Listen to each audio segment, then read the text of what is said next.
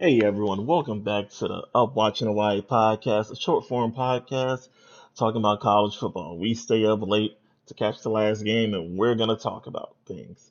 And short form podcast, so I'm not trying to keep you here for an hour, 2, 3 hours, man. I'm trying to give you 5 to 10 minutes, hopefully, of some decent content you can listen to. Just me and anytime I have guests talking about sports. I'm OG Smurf 826, your host, aka Ski Mask Smurfy. Hey. Sometimes we get to pick our nicknames, sometimes we don't. And, hey, I'm Ski Mask Murphy. It sticks. I like it. Hopefully you like it too. So, with this being the first episode of the season, we got to start with week 0. Let's talk about the big things happening in week 0, which really only comes down to one thing. Because, okay, I'll be fair. We have Delaware State playing Hawaii, but that's only available through pay-per-view if you got Spectrum Wireless. So most of us probably will not be watching that game this coming up Saturday. You got Montana State and New Mexico. That's on FS1. Once again, most of us will probably not be watching that game. That's not the best program, in the FBS, playing against a fairly average FCS program. But Montana State, they've had themselves a decent run. Them and Montana, they're very competitive programs out there. If in Big Sky Country, which is also the conference there, in that Big Sky Country, out just short of the Pacific Northwest, but not in the Great Plains and a little bit more north, they play some very tough football out there with the FCS programs. But that's probably not a game you'll want to watch, you know. And we got SMU at Nevada as well, which is going to be which is going to be on CBS Sports Network. Sorry for the stutter, trying to do my best. But SMU at Nevada, you know, not too many big aspirations there for either one of those two programs, but you never know how things can turn out over the course of a season. Any team could rise, and hey, maybe SMU Nevada could be one of the group of 5 teams to make the run for a playoff spot. But the big game, which is actually the first game that's going to happen, is the Air Lingus College Football Classic. You ever wondering what is the Air Lingus College Football Classic? You may even be wondering what is Aer Lingus. Well, short and simple, first game of the season, we got a matchup in Dublin, Ireland. Aer Lingus, which is Irish for Air Fleet, so they kept it simple. It's an airline out there.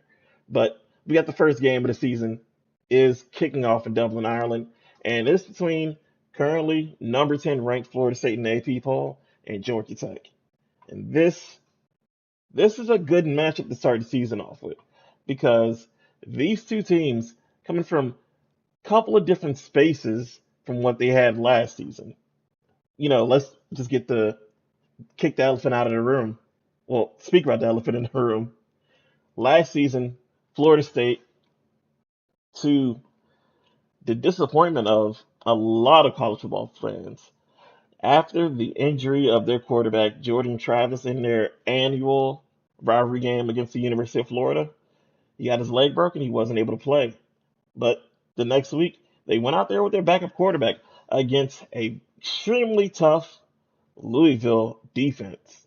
It still pulled out a 16-6 win and won the ACC championship, which everybody thinks, oh, a well, then Power Five, now Power Four. Who knows how we're going to start counting them in the future because things are shaking up. But a power conference school goes undefeated, wins their conference championship. Everybody would typically say, well, since there's only 3 teams that are undefeated that are power teams, which was Florida State, University of Michigan, my alma mater, and then the University of Washington. Everybody says, well, those are the 3 teams who get in. Well, lo and behold, the playoff committee had other things in mind.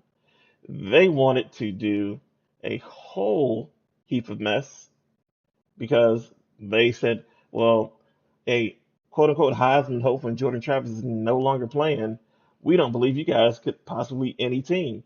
Which, oh man, why am I blanking on her name currently?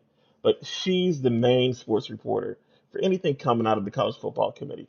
Heather Dinich, I believe her name is.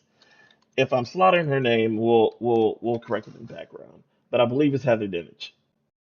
But she basically said all of them are sitting there, conference championship week. They're all sitting there that Saturday and Sunday, and then like they meet. Well, that Friday and Saturday games. Then they immediately turn around and announce the playoff rankings on Sunday at noon Eastern Standard Time. So basically, they were all sitting in there believing Florida State had no chance, and then they still put out the win. And so after that came out as well, people was like, well, they never wanted Florida State. Once Jordan Travis went down, they just said Florida State just kicked them out, which a lot of people felt was extremely disrespectful to how good Florida State was. And then, of course, some people said, well, look at how they played in their bowl game, which if you saw what happened in their bowl game, they just said, well, it's standard now. If guys have no chance to compete for the national championship, a lot of guys will sit out, especially guys trying to move on to the next level. With Jordan Travis, even if he was healthy, he would have been sitting out because he's he's projected to be a draft pick, which he went in the fifth round. Great for him. But yeah, yeah, guys sit out, and a lot of transfers sit out as well too. So you can't judge the team by that game. Which in that game they were matched up against the University of Georgia, who was in the mix of the one-loss teams, who decided they wanted to prove a point and went all out instead of treating it like most teams do as a postseason preseason game, if that makes sense to you. But we have Florida State, Mike Norvell getting his team, getting his truth back together. And he's ready to prove last season wasn't a fluke and make another run, especially with it being 12 spots now. If he if you can go undefeated, you have to be in. There's no way they can keep you out if you hurt your quarterback this time, more than likely. But you never know. The playoff committee, they're an interesting bunch of folks, but that's one side of the coin that we have. They're ranked number 10. They had an amazing season last season, and they want to prove they belong and possibly through tons of litigation move their way out of the ACC. Who knows if them and Clemson can pull it off? But it seems like none of the other conferences want them. That's one story that's been going on in the offseason, and which is what makes their half of this opening game quality. You know, the first game of the season, you got one team that's ranked. You know, you're starting off in a good place. And on the other side, we have Georgia Tech. Georgia Tech, they finished last season. They went in. They went in the end of the season, lost their cross conference rivalry game, which is interesting. With these two teams have their end of year rivalry games with teams in opposite with outside of their conferences. With Florida playing Florida State and SEC, and Georgia Tech and Georgia playing each other. Which both of these are ACC versus SEC, which is interesting. But they lost their game to Georgia, so they finished the season 6-6, but made the bowl game, took out UCF to improve to 7-6. So this is a middle of the road team. So it's not going to be a very easy fight that everybody thinks, oh, ranked team versus unranked team is going to be easy. No, because last season, if you were not watching that October 7th night between Georgia Tech and Miami, you missed one of the most all-time of maybe this guy does not a coach within Mario Cristobal, who is already a controversial coach, which given at that point in the season, basically the trajectory between Miami's and Georgia Tech sort of flipped, even though they both ended up with the exact same record. But Miami came into that game undefeated, and Georgia Tech came into that game actually 2-3. But that game and how that ended with the miraculous, hey, your coach decided not to down the ball when he could have and kept running, and then you got a fumble, then a walk-off touchdown. That flipped the script all for Georgia Tech. So Georgia Tech, hey, I just told you they start off 2-3. So at that game they're 3-3. So they won half the games the rest of the way against some pretty tough competition, especially with Georgia, who their only loss of the season was to Alabama. They played Georgia close, 31-23. That's a close game. And then they played as not a close game against a very strong Clemson team. But the Georgia Tech team, seeing how they were playing the second half of the season, if they can continue what they were able to do, especially with the quarterback in Haynes King, who was a transfer from Texas A&M. He showed up and he put together a little bit of an up and down season, but at the end you saw he was getting it together. So this game to start the season will definitely dictate the course for both of these teams. If it's a close game, I will say Georgia Tech could be a surprise dark horse to make a run at attempting to finish second in the ACC. Well, they'd have to finish second if they lose to Florida State. I would expect Florida State to win this game and then not, you know, continue on. But they're going to be vying for one of those top spots, even though they finished, I believe, tied for fourth in the conference last season in terms of conference rankings, not just overall schedule, just in the conference schedule. So they can make another run again and try to finish in that second spot and end up in the conference championship. If this is a close game, I think this may be a close game. And especially you can have some things thrown out the window because who knows? Well, I assume they're going to be over there this whole week doing interviews and stuff, doing promo and everything, just to promote the game and everything. Because I just checked the tickets and sales and everything. It shows it's a sold out game, so everyone in Ireland is going to be there, or everyone who's not from Ireland, or people who just want to see college football, they're going to be there for this game. So it's going to be a very great crowd. I would say more than likely, I would give probably the edge. Well, how about I say this? All right, so right now, ESPN, their predictor with their analytics, say it's an 80 to 20% chance of winning in Florida State's favor.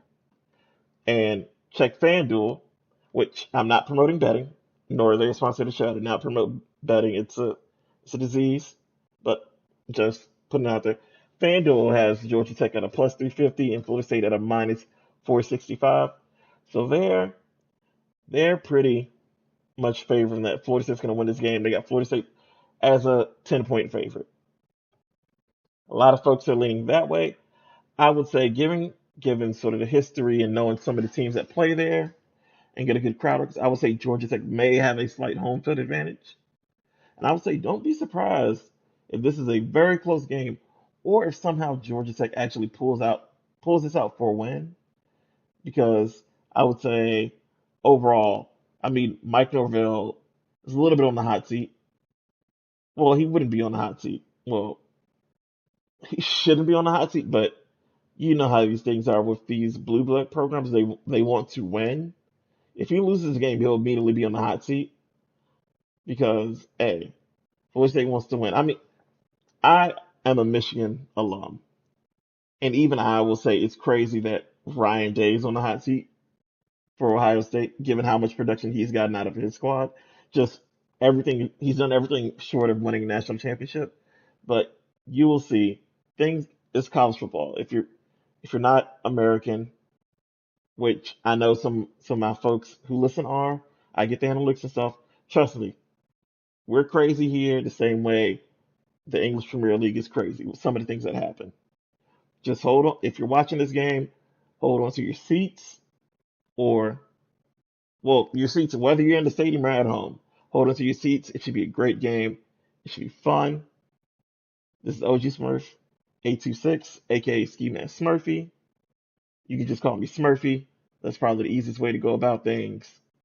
But my prediction is going to be a close game. Don't be surprised if Georgia Tech pulls it out. And thank you for listening to the first episode of the season of the Watching Hawaii podcast. And trust me, if you're in Europe, you're not up late, you're up early if you're watching a Hawaii football game. So thanks for hanging out with me. Please come back. There's more to come.